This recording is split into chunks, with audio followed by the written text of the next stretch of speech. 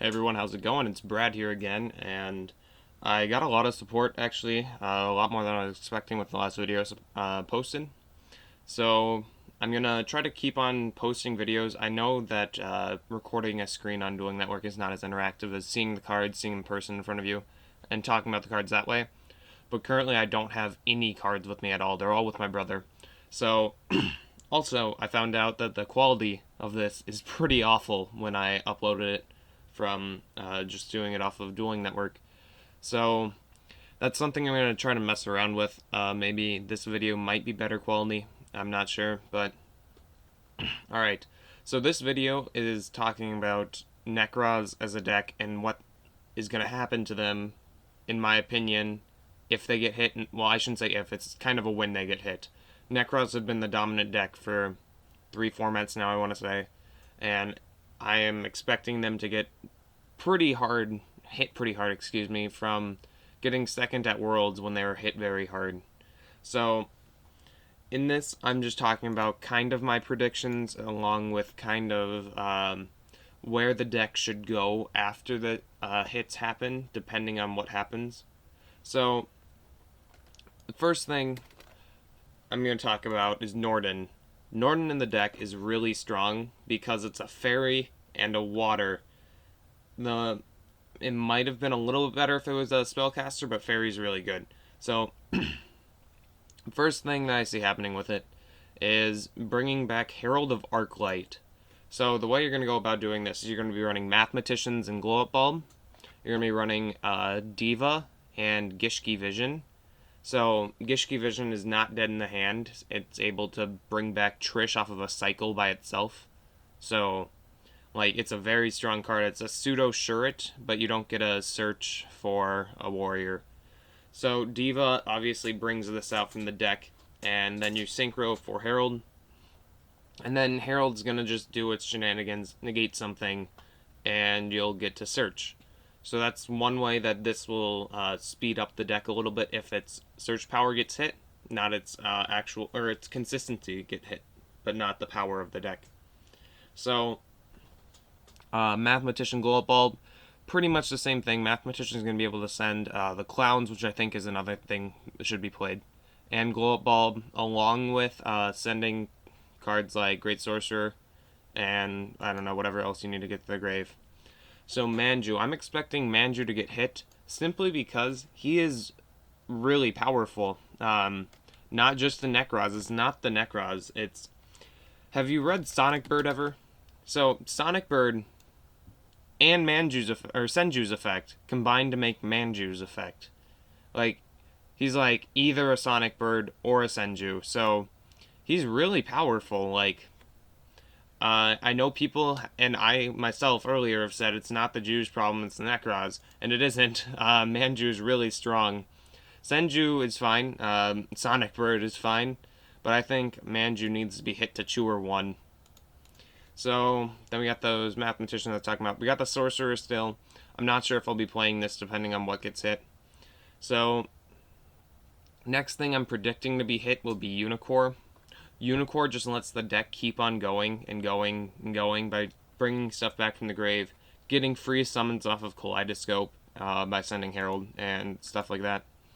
So that's one reason why I think Yugioh is going to get hit. The other reason is obviously it's the skill drain for the extra deck, and it just slaughters every deck that they bring out that makes stuff from the extra deck. So it's actually a really big meta definer right now, obviously, because if you play something that only relies on making something that, if you make a deck that's reliant on making Crab King, your Crab King's going to be 0 attack.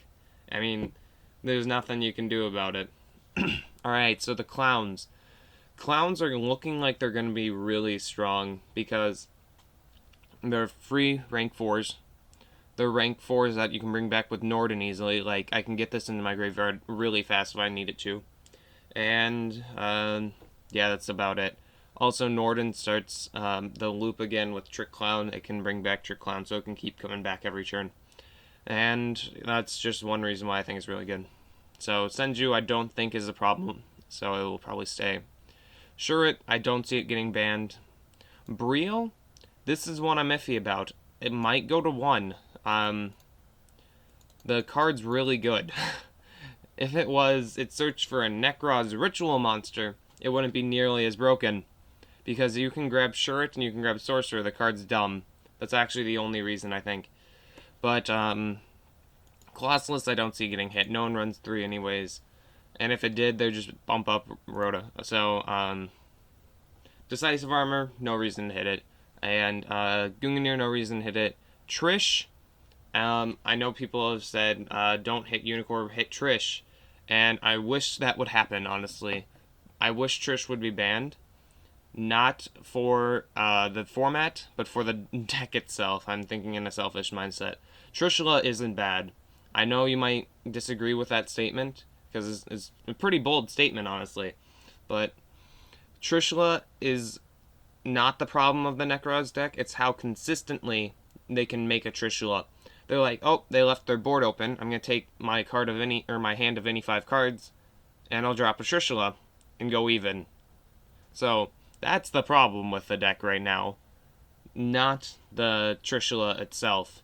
So it's the consistency that's the big issue. Unicorn, I already talked about it. I really think it needs to be hit. Unfortunately, I love the card, but yeah.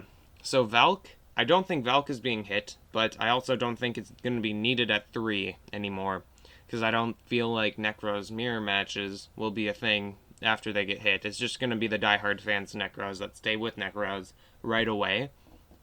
Once they get hit, everybody's going to be dumping them, selling them, and I honestly don't think you should do that. The deck is still going to be really powerful.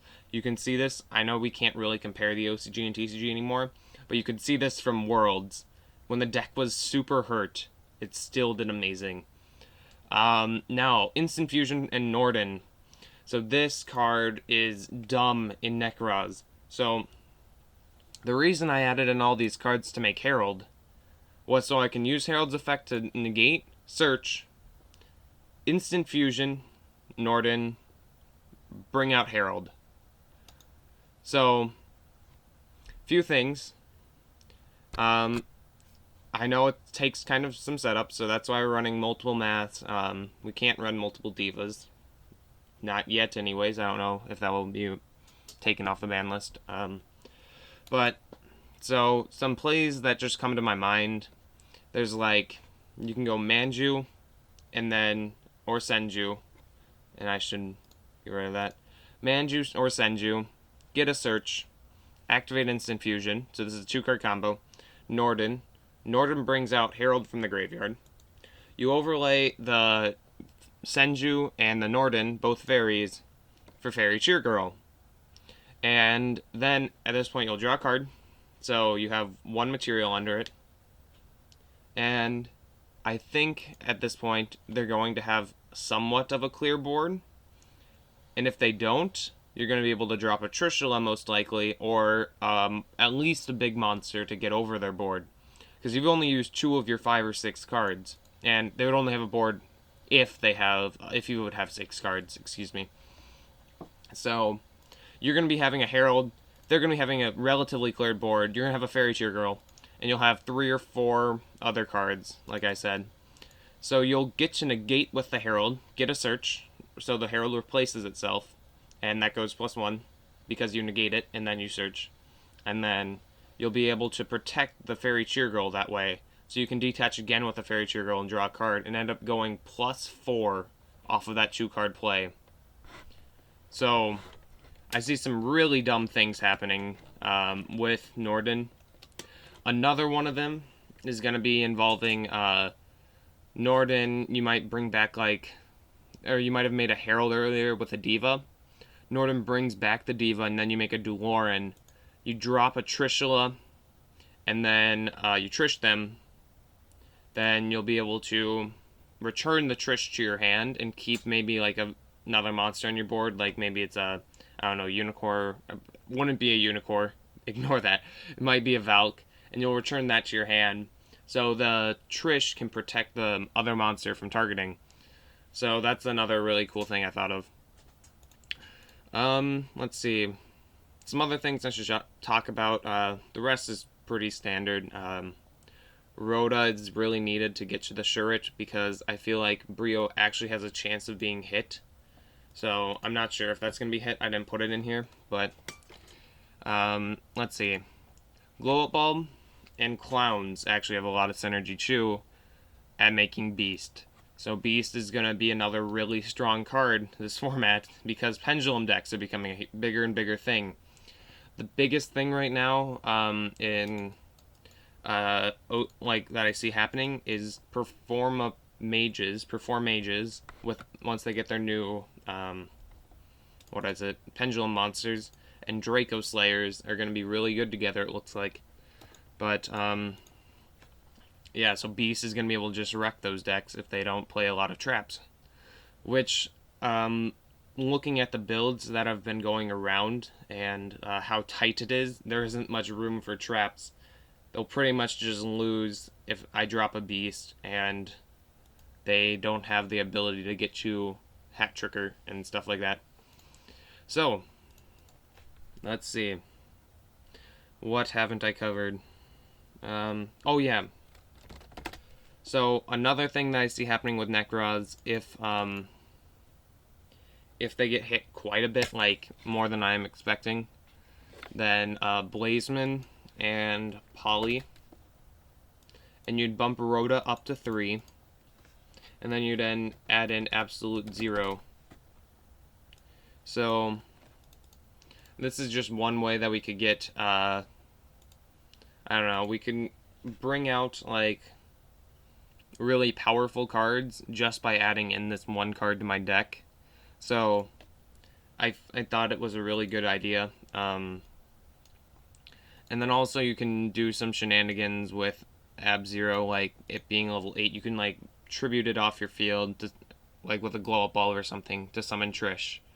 Like, you're going to be able to do some really cool things to make them blow up their field. And yeah, I think that's about it for this video. Infernoid video is coming. I'm not sure if Intro is coming back. I feel really bad that I lost it. He put a lot of time into it and I loved it. But yeah, my computer just shut out, so that's no bueno. These are just some of the ideas I've been having, and this is about where Nekorz is going, if you've been confused, because I've been jumping around a lot. And I hope you guys enjoyed this. This is kind of more an abstract video, because we have no idea what's going to happen to the ban list, in all honesty. There's going to be a ban list relatively soon. I'm talking before the year ends, I'd assume. I don't know what date. I'm not claiming I know any of the ban list cards or anything. But yeah, this is just some predictions of where the deck will be going. So I hope you guys enjoyed this type of video. And if I haven't said it already, Infernoid deck profile will be coming relatively soon. So I'll see you guys around, and peace out.